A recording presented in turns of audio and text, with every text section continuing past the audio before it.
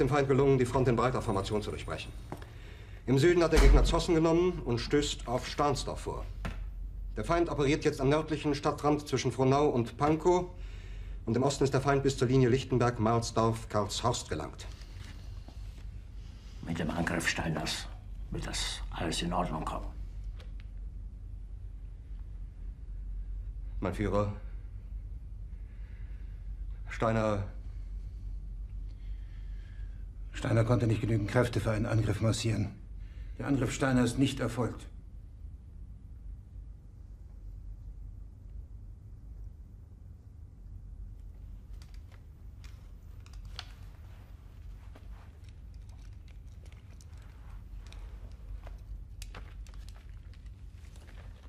Es bleiben im Raum Keitel, Jodl, Krebs und Burgdorf.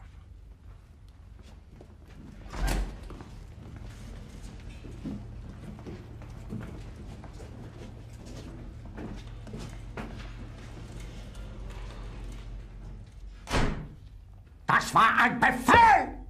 Der Angriff Steiners war ein Befehl! Wer sind Sie, dass Sie es wagen, sich meinen Befehl zu widersetzen? So weit ist das also gekommen. Das Militär hat mich belogen! Jeder hat mich belogen, sogar die SS! Die gesamte Generalität ist nichts weiter als ein Haufen niederträchtiger, treuloser Feiglinge! Mein Führer, ich kann nicht zulassen, dass die Soldaten, die für Sie verbringen... Nicht als Feiglinge! Verräter, Versager! Mein Führer, was Sie da sagen, ist ungeheuerlich! Die Generalität ist das Geschmeiß des deutschen Volkes! Sie ist ohne Ehre! Sie nennen sich Generale, weil Sie Jahre auf Militärakademien zugebracht haben, nur um zu lernen, wie man Messer und Gabel hält! Jahrelang hat das Militär meine Aktionen nur behindert.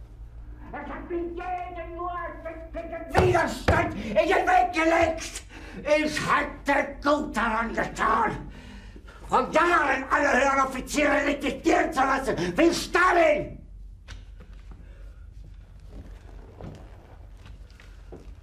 Ich war nie auf einer Akademie. Und doch habe ich allein auf mich gestellt, ganz Europa erobert. Verräter! Von allem Anfang an bin ich so verraten und betrogen worden. Es wurde ein ungeheurer Verrat geübt am deutschen Volke.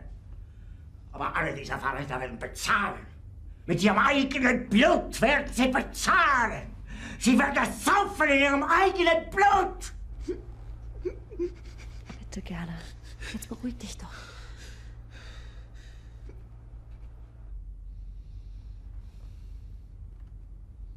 Meine Befehle sind in den Wind gesprochen.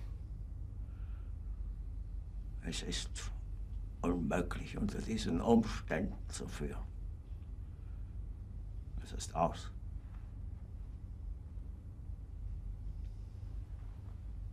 Der Krieg ist verloren.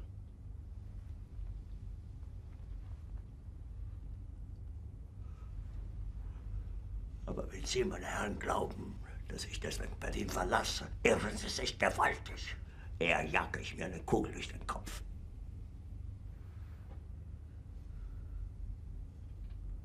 Tun Sie, was Sie wollen.